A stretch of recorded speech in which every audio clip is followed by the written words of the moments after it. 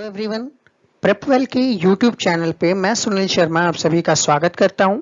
आज इस particular session के अंदर मैं आप लोगों को क्लैट 2020 के लिए कुछ इम्पॉर्टेंट क्वेश्चंस प्रैक्टिस करवाने वाला हूं, जहां पे हम लोग देखेंगे कंसोर्टियम ऑफ एनएलयू यानी कि क्लैट कमेटी ने जो आपको 3 सैंपल पेपर अवेलेबल करवाए थे, उनमें से क्लैट के लिए जो ब्लड रिलेशंस के क्वेश्चन थे वहां पे उसे हम यहाँ पे सॉल्व करने जा रहे हैं और साथ ही साथ प्रीवियस 5 इयर्स के ब्लड रिलेशन के जितने भी क्वेश्चन क्लैट के एग्जामिनेशन में आए हैं उसे भी मैं यहाँ पे आपको सॉल्व करवाने वाला हूं। तो इससे क्या होगा, बेसिकली आप एग्जाम टाइम प्रिपरेशन में थोड़ा सा ब्रश अप स्किल्स देख पाओगे।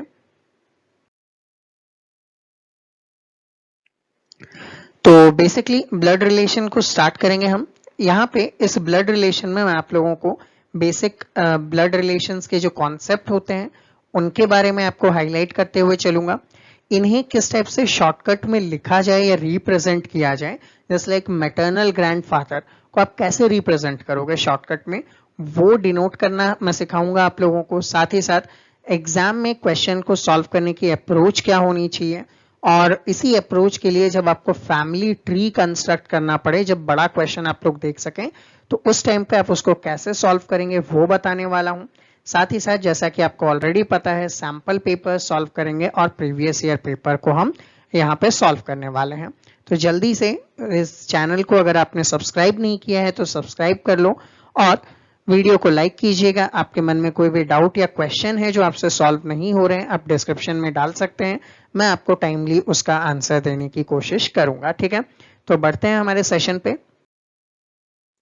सबसे इंपॉर्टेंट, जैसा कि आप लोगों को पता है, बेसिक रिलेशंस आप लोगों को पता होने चाहिए। ठीक है, फादर ऑफ ग्रैंडफादर या ग्रैंड मदर को हम क्या कहते हैं, ग्रेट ग्रैंडफादर कहते हैं। ठीक है, इसे टाइप से great grand mother, grandfather, grand mother. ठीक है, ये सारे के सारे रिलेशंस जो हैं आप लोगों को याद होने चाहिए। ठीक है, अदरवाइज आपके जो क्वेश्चंस हैं ये सॉल्व करने में थोड़े से दिक्कत आएंगे। ठीक है, सेकंड थिंग, जब कभी भी क्वेश्चन सॉल्व करते हैं तो कई बार प्रॉब्लम आता है, जस्ट लाइक यहाँ पे अगर आप देखेंगे तो यहाँ पे ब्रदर ऑफ फादर या फिर मदर को भी आप अंकल बोलते हैं। ठीक है, और आप यहाँ पे हस्बैंड ऑफ आंट को भी अंकल बोलते हैं।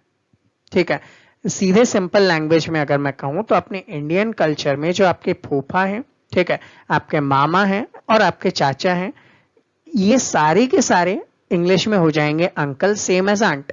तो प्रॉब्लम ये हो सकती है कि कई बार आपने मैटरनल साइड सोच के क्वेश्चन को सॉल्व किया हो और क्वेश्चन पैटर्नल साइड निकल जाए, अगर क्लियर इंस्ट्रक्शन गिवन नहीं है तो ऐसे में आप लोगों को क्वेश्चन 2 बार सॉल्व करना पड़ सकता है। ठीक है, तो इन रिलेशंस पे थोड़ा सा फोकस करते हुए काम करोगे। बाकी रिलेशंस आई डोंट थिंक कि मुझे बताना पड़ेगा, आप लोगों को आता है। सेम एज यहाँ पे जो रिलेशंस हैं, father in law, mother in law, ये थोड़ा सा कंफ्यूज करते हैं क्योंकि किसके साइड में ये बात कर रहा होगा। ठीक है, सेकंड थिंग, यहाँ पे कजिन्स वाले मैटर में थोड़ा सा आप लोगों को कंफ्यूजन आएगा क्वेश्चन सॉल्व करने में। Brother in law and sister in law भी प्रॉब्लम करेगा। ठीक है, इसे थोड़ा सा याद रखेंगे आप लोग। नेफ्यू एंड नीस वाले भी आपको क्वेश्चन में प्रॉब्लम देते हैं, तो इनके रिलेशंस जो हैं वो आप लोग थोड़ा सा याद कर लीजिएगा। ओके,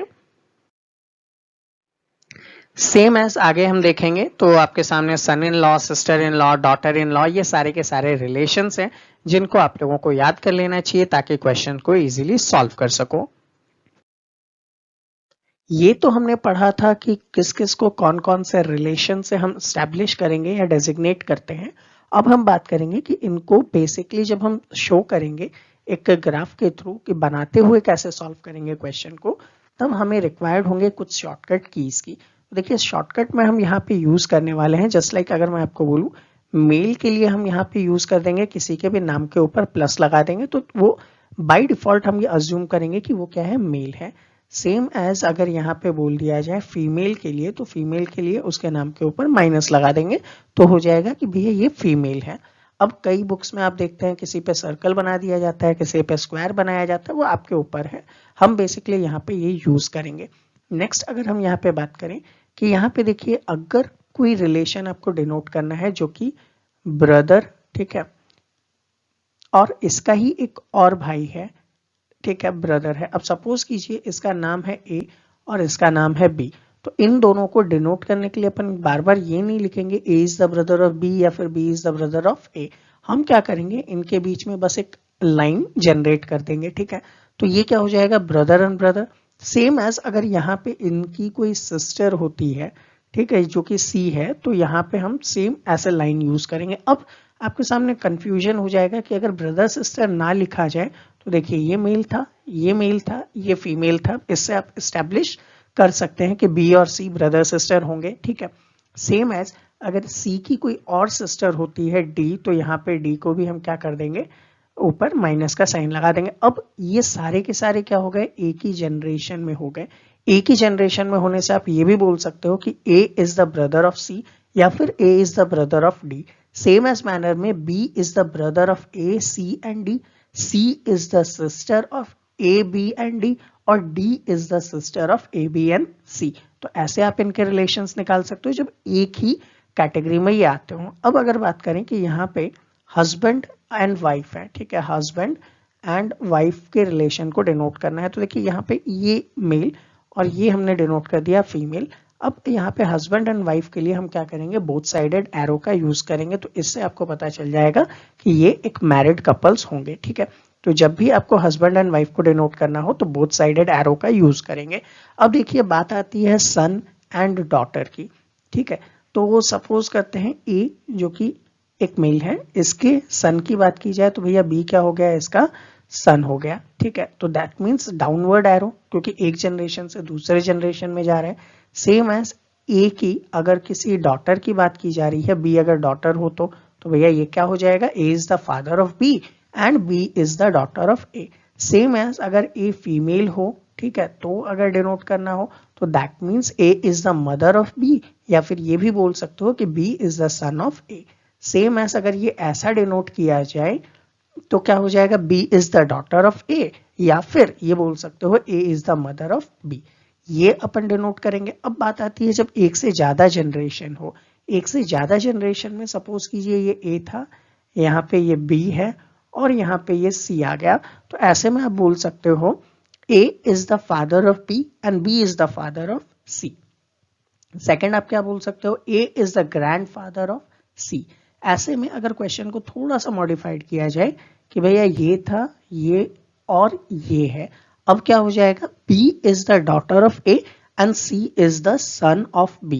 साथ ही साथ ये भी बोल सकते हो कि C इज द ग्रैंडसन, ठीक है, ग्रैंडसन ऑफ A, ये हो जाएगा, ठीक। और क्या बोल सकते हो कि A is the grandfather of C, ये भी यहाँ पे बोला जा सकता है। तो इस टाइप से जो फर्स्ट जनरेशन, ठीक है, यहाँ पे फर्स्ट जनरेशन है, ये सेकंड जनरेशन है और ये थर्ड जनरेशन है, तो एक से दूसरे जनरेशन में जब हम स्विच करेंगे तो डाउनवर्ड एरो का यूज करेंगे। तो आपको याद क्या रखना है, मेल को डिनोट करने के लिए प्लस का साइन लगा देंगे, फीमेल के लिए माइनस का साइन लगा देंगे। सेम जनरेशन में ब्रदर एंड सिस्टर हैं तो सारे के सारे क्या होंगे, सिर्फ सिंगल डैश का यूज करेंगे, ठीक है। अगर एक से दूसरे जनरेशन में जा रहे हैं तो डाउनवर्ड एरो का यूज करेंगे, ठीक है। ऐसे ही एक से ज्यादा जनरेशन हो तो भी हम क्या करेंगे, डाउनवर्ड एरो का यूज करेंगे। हस्बैंड वाइफ को डिनोट करने के लिए हम यहाँ पे बोथ साइडेड एरो का यूज करेंगे। तो ये बेसिक शॉर्टकट्स होंगे जिनसे आपके क्वेश्चन इजीली सॉल्व हो सकते हैं। अब बेसिकली क्वेश्चन के नेचर को समझने के लिए हम यहाँ पे एक आइडेंटिकल फैमिली चार्ट का यूज करेंगे। इस आइडेंटिकल फैमिली चार्ट से हम यहाँ पे लगभग सारे जो जनरेशन्स हैं उन जनरेशन्स को कवर करेंगे, ठीक है। साथ ही साथ हम ये भी कवर करेंगे, जैसे लाइक ये फर्स्ट जनरेशन है आपके पास, ये सेकंड जनरेशन है, ये थर्ड जनरेशन है। यहाँ पे हम इन तीनों जनरेशन को डिफरेंट फैमिलीज में कवर करने वाले हैं और इससे हम ये भी समझेंगे कि किसका किसके साथ रिलेशन पूछने पे आपका आंसर क्या होगा। तो देखिए आइडेंटिकली मैं यहाँ पे नाम लिखता जाता हूँ, ठीक है। यहाँ पे समझाने के लिए बस डायग्राम यूज किया है, बट बेसिकली हम डायग्राम तो नहीं बनाएंगे क्वेश्चन हॉल में, क्वेश्चन पेपर को सॉल्व करते समय एग्जामिनेशन हॉल में। तो यहाँ पे बस मैं सिंपली नाम लिख रहा हूँ, ठीक है। यहाँ पे ए बी सी डी ई और एफ जो है मेरे पास फर्स्ट जनरेशन के पर्सन है, ठीक है। अब यहाँ पे प्लस माइनस से आप समझ ही रहे हैं कि कौन मेल एंड फीमेल है। साथ में हमने क्या यूज किया है, बोथ साइडेड एरो का यूज किया है। अब अगर बात करें ए एंड बी, ठीक, यहाँ पे और एक काम कर लेते हैं, पहले मैं इन सबके नाम ही लिख देता हूं, G H I जे के एल एम, देन है आपके पास N O P Q and R. अब देखिएगा एक एक जनरेशन में बात करते हैं।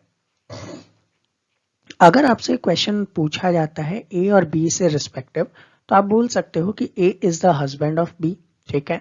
सेकंड थिंग आप क्या बोल सकते हो, B is the wife of A. फिर अगर बात करें इन दोनों से जो जनरेट हुए हैं यहाँ पे, उनकी बात करें तो वहां पे सिर्फ आएगा आपके पास जी एंड एच। तो यहाँ पे बोला जा सकता है G is the son of A, G is the son of B, H is the son of A, H is the son of B. यहां तक आपको कोई डाउट नहीं होगा। फिर अगर बात की जाए तो A is the father of G, B is the mother of G, A is the father of H and B is the mother of H. आप यहां पे निकाल सकते हैं। सेम एज आई जे के साथ या के एल के साथ जो रिलेशन होगा सी डी या ई एफ के साथ होगा, ठीक है, वो आप अज्यूम कर सकते हैं। अब यहाँ पे जो नए रिलेशंस जनरेट हो रहे हैं, H and I is married, तो that means H is the husband of I, ठीक है, then I is the wife of H। इनसे यहाँ पे 3 बच्चे हैं जिनके बारे में देखेंगे, M, N और O। अब सेम एज H के लिए जो सन है वो कौन है, M है और O है, और डॉटर कौन है, N है। सेम एज I के लिए सन कौन कौन, M और N, जबकि डॉटर कौन, N। अब यहाँ पे अगर रिलेशंस को देखा जाए तो H का ब्रदर कौन था, G, लेकिन I के लिए तो वो ब्रदर नहीं है, तो वो क्या हो जाएगा, I के लिए अगर कभी भी बात की जाए G से, तो G कौन लगेगा I का, वो हो जाएगा ब्रदर इन लॉ, ठीक है। सेम एज ये G के लिए कभी रिलेशन पूछ ले आपसे I के लिए क्या, तो देखिए I is the sister in law of G, ये रिलेशन एस्टेब्लिश किया जा सकता है। फिर देखिएगा I का जो ब्रदर है J, H के लिए तो ये क्या है, brother in law.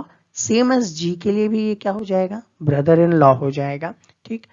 Same as अगर J की बात की जाए तो J की जो सिस्टर है उसका हस्बैंड कौन, H, इसको यहाँ पे क्या बोला जाएगा, ब्रदर इन लॉ, और इसके ब्रदर को भी ये क्या एस्टेब्लिश किया जाएगा, ब्रदर इन लॉ। लेकिन न्यूक्लियर फैमिली में सिर्फ H तक के ही रिलेशन आपको यहाँ पे पूछे जाएंगे। सेम एज अगर I की बात की जाए तो I के लिए K कौन है, तो भैया उसके ब्रदर की वाइफ, दैट मीन्स I के लिए K कौन है, sister in law. Same as K के लिए I कौन है, सिस्टर इन लॉ है। तो ये रिलेशंस बेसिकली यहाँ पे देखे जाएंगे। अब जैसे ही इनके सन एंड डॉटर्स के साथ रिलेशन स्टैब्लिश करें तो देखिए H और I के लिए 2 सन थे, M और O, एक डॉटर थी, N। यहाँ पे G से बात की जाए तो भैया G के ब्रदर H के सन M और N क्या हो जाएंगे इनके, आप इजीली आंसर दे सकते हैं। भैया ब्रदर के जितने भी सन होंगे वो कौन होंगे, वो हमारे लिए नेफ्यू होंगे, जबकि ब्रदर की जो डॉटर होगी N, वो क्या होगी, नीस होगी। सेम एज J की अगर बात की जाए तो J की सिस्टर कौन, I के जितने भी मेल सन्स हैं, यानी कि जो सन है I के, वो J के लिए क्या होंगे, नेफ्यू होंगे, जबकि N क्या होंगी, नीस होगी। सेम कैटेगरी यहाँ पे दूसरे डायग्राम में भी अप्लाई किया जा सकता है। अब अगर बात करें जो कजन्स वाली बात आपके सामने आई थी, तो देखिए O और P का क्या रिलेशन होगा, ये सारे क्या हो जाएंगे, कजन्स हो जाएंगे। सेम एज N और Q भी कजन्स होंगे, M और R भी कजन्स होंगे, M Q भी कजन्स होंगे, M P भी कजन्स होंगे। ये सारे सेम जनरेशन के अंदर आने वाले क्या हो जाएंगे, कजन्स होंगे। अब अगर M से रिलेशन देखा जाए जो कि 3rd जनरेशन में है, तो M के लिए N कौन है, सिस्टर है, और ब्रदर कौन है, O, जबकि M के लिए फादर कौन है, H, और मदर कौन है, I। अब M के लिए G कौन है, तो भैया फादर के brother, that means uncle. M के लिए J कौन है, तो भैया मदर के ब्रदर, तो भी अंकल हो जाएंगे। अब मदर के ब्रदर की जो वाइफ है वो क्या हो जाएंगी, आंट हो जाएंगी यहाँ पे, ये इजिली बोला जा सकता है। और क्या बोला जा सकता है, M के लिए A और B कौन होंगे, तो M के लिए A ग्रैंडफादर और B ग्रैंडमदर होंगी। M के लिए सेम एज C और D भी यहाँ पे ग्रैंडफादर और ग्रैंडमदर होंगी। इंस्टेड हम लोग हिंदी में यहाँ पे दादा दादी और नाना नानी वर्ड का यूज करते हैं, लेकिन इंग्लिश में ये भी ग्रैंडफादर तो ये भी ग्रैंडफादर, ये ग्रैंड मदर तो ये भी ग्रैंड मदर ही होंगे। तो वहां पे इसको आप थोड़ा सा ध्यान रखते हुए क्वेश्चन में सॉल्व करेंगे, क्योंकि अगर एक बार आपको ग्रैंडफादर या ग्रैंड मदर बोला गया है, आपने ये अज्यूम कर लिया, दैट मीन्स तो हो सकता है कि आपका आंसर ना आए, तो हम दूसरी बार क्या करेंगे, ये अज्यूम करते हुए सॉल्व करेंगे। तो ये थोड़ी बहुत कंट्रोवर्सी आपके साथ रहेगी क्वेश्चंस के अंदर। इनका बेसिक फंडा अगर मैं आपको बताऊं तो देखो, याद रखने वाली बात क्या होगी, पैटर्नल ग्रैंडफादर या पैटर्नल ग्रैंडमदर गिवन हो, तो जब भी पैटर्नल वर्ड का यहाँ पे यूज किया जाएगा तो आप ये ध्यान रखिएगा from the side of father, और जब भी मैटरनल वर्ड का यूज किया जाएगा यहाँ पे, तो आप यहाँ पे अज्यूम कर सकते हैं from the side of mother. तो grandfather from maternal, that means वो आपके नाना को डिनोट कर रहा होगा यहाँ पे सी को, ठीक है। और सेम एज पैटर्नल ग्रैंडफादर की बात की जाए तो वो किसको डिनोट कर रहा होगा, ए को डिनोट कर रहा होगा। इसको याद रखते हुए आप क्वेश्चंस को थोड़ा सा सॉल्व करेंगे।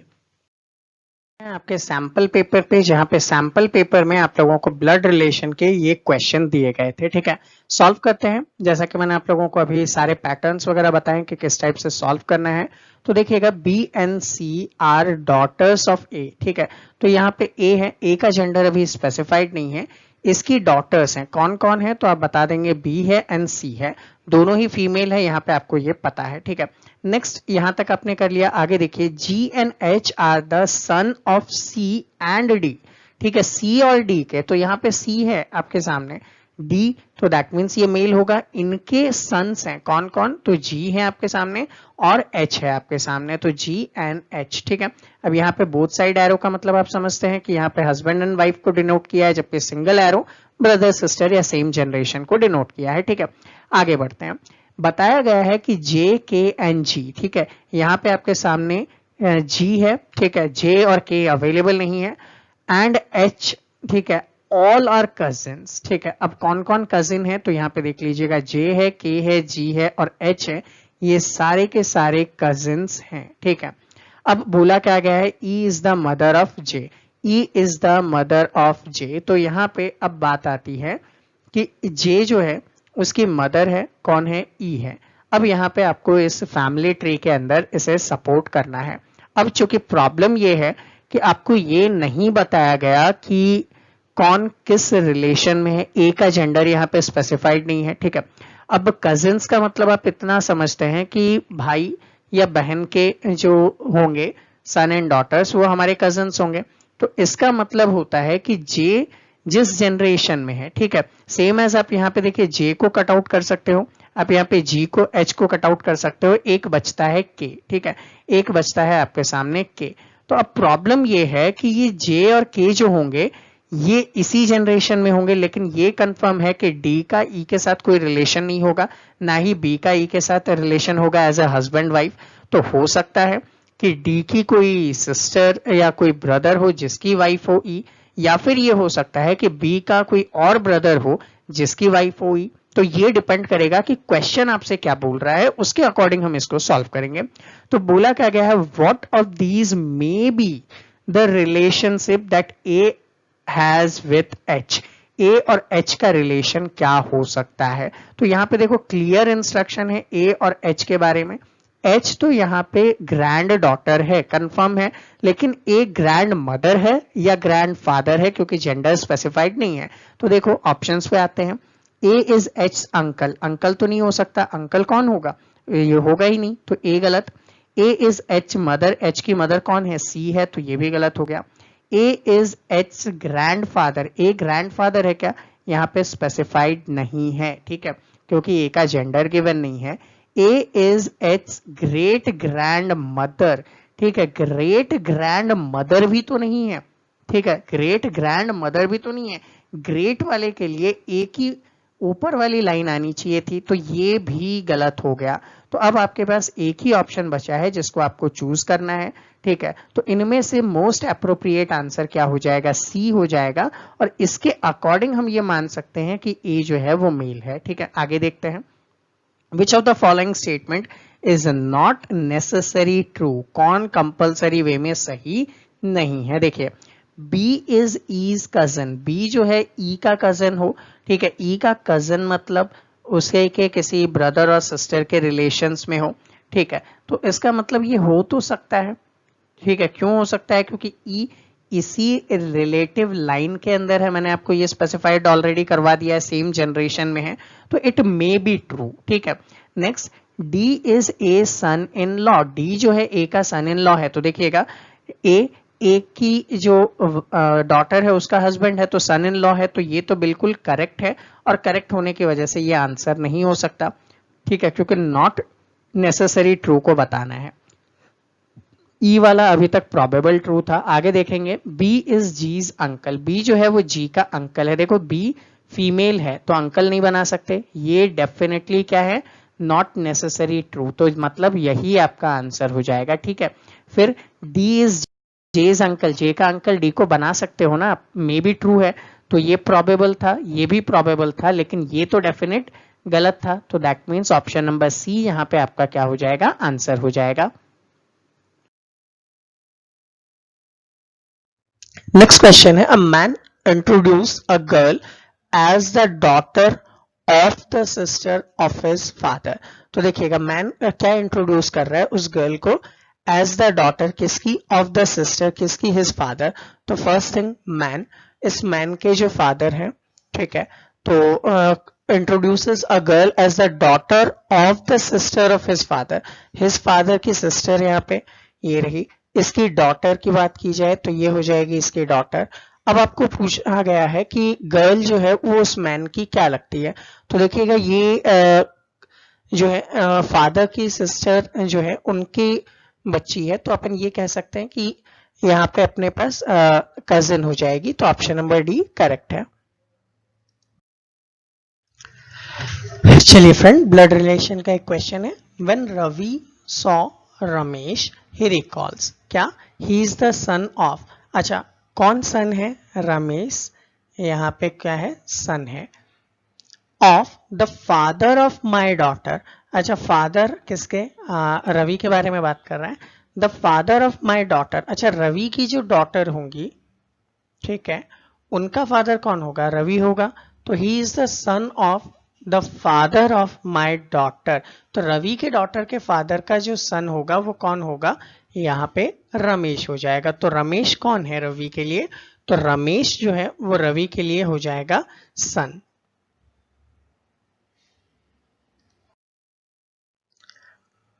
Moving to our next question, it is a question from blood relation. So friend, question is, pointing to a photograph, Prakash said that she is the daughter of my grandfather's only son. So Prakash के जो grandfather हैं, only son, ठीक है, C is the daughter of my grandfather's only son, कि जो अगर ये daughter है that means C is the sister of Prakash, तो how is Prakash related to the girl, तो Prakash is the brother, so answer is third. चलिए फ्रेंड, ब्लड रिलेशन से related question है, pointing to a girl in the photograph, Ramesh बोल रहा है कि her mother, अच्छा किसकी मदर, तो उस गर्ल की मदर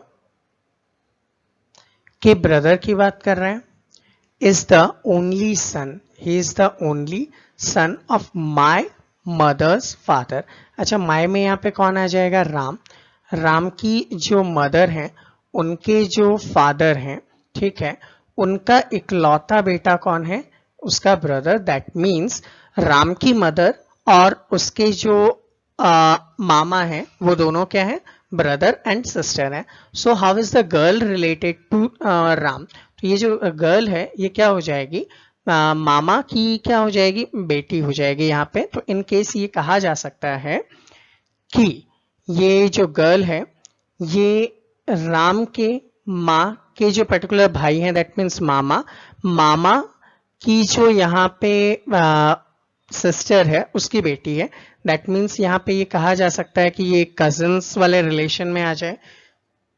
तो ऐसे में इसका आंसर जो है अपने पास सिस्टर बचता है, तो answer should be sister. A girl introduces a boy as the son of the daughter of the father of her uncle. So father of her uncle, girl, uncle, father of her uncle. So boy as the son of the daughter of the father of her uncle. So the father of her uncle's daughter, son. So let me repeat it. A girl introduces a boy as the son of the daughter, देखो son of the daughter of the father of her uncles. ठीक है, तो यहां पे आपसे पूछा गया है the boy is girls, so the boy is the girls brother. Next question अपने पास गिवन है एक ब्लड रिलेशन से रिलेटेड, और यहाँ पे ब्लड रिलेशन से रिलेटेड क्वेश्चन को सॉल्व करने के पहले हमें एक जो जॉइंट फैमिली के बारे में बताया गया है जिसमें member A B C D E and F है, उनको मैचअप करना है. देखिएगा बोला गया है B is the son of C, तो ये अज्यूम कर लेते हैं ये रहा सी, ये रहा B and B is the son of C. A and C are husband and wife. ठीक है, A and C are husband and wife. ठीक है, A being a husband and C being a wife. C is not the mother of B. अच्छा, that means ये हो जाता है सी अगर मदर नहीं है तो सी फादर है, ए यहाँ पे वाइफ हो जाएगी. नेक्स्ट है E is the brother of C. C का एक भाई है दैट इज ई, और यहाँ पे मेल है ये. देन बोला गया है D is the daughter of A. ठीक है, D is the daughter of A. A की एक डॉटर है दैट इज डी. एंड बोला गया है F is the brother of B. F is the brother of B, ये रहा एफ इसका ब्रदर है. फ्रेंड्स, ये जो इंफॉर्मेशन अपने को यहाँ पे पता चलती है इन 6 फैमिली मेंबर्स की, इनके अकॉर्डिंग अब अपने को क्वेश्चंस के आंसर देने होंगे. देखिएगा फ्रेंड्स, क्वेश्चन पे आते हैं. बोला गया who is the mother of B. तो बी की मदर जो थी वो अपने पास ए थी, तो अपना आंसर हो जाएगा ए. फिर बोला गया विच of the following pair of females in the family. तो देखिएगा फ्रेंड्स, फीमेल जो था अपने पास एक तो ए थी और एक अपने पास डी थी, तो यहाँ पे ए एंड डी का जो कॉम्बिनेशन है यानी कि ऑप्शन नंबर 3 अपने लिए एक करेक्ट आंसर होगा. देखिए क्वेश्चन में ब्लड रिलेशन है और कोडेड ब्लड रिलेशन का एक एग्जांपल दिखा है. यहाँ पे आपको बोला गया है that L is the Neiphiu of Q. आपको बताना है किस इक्वेशन से हो सकता है. तो फ्रेंड्स 1 by 1 तीनों इक्वेशंस को सॉल्व करके देखते हैं. देखिए बोला गया है Q percentage J. Q percentage J means Q is the brother of J. Then J is equals to L. देखिएगा J is equals to L means J is the father of L. अच्छा, यहाँ पे L का gender specified नहीं है तो नेफ्यू या नीस अपन नहीं कह सकते, तो फर्स्ट वन से आंसर नहीं आएगा. सेकंड ट्राई कर लेना चाहिए. सेकंड में बोला गया है Q divided by M, that means Q is the sister of M. M multiplied by B. देखिएगा M multiplied by B, that means M is the mother of B. Then B percentage L, तो B percentage L means B is the brother of L. यहां पे भी L का gender specified नहीं हो रहा है तो सेकंड वन से आंसर नहीं आएगा. थर्ड वन चेक करते हैं अपन. यहां पे गिवन है कि C divided by L. C divided by L means C is the sister of L और L is equals to B, that means L is the father of B.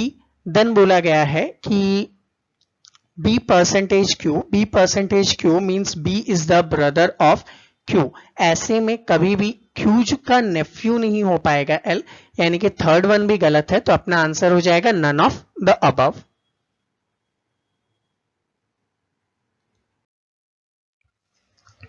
Same as question अपने पास given है. यहाँ पे information given है, ये that means A is the father of B, this one means A is the mother of B, this one means A is the wife of.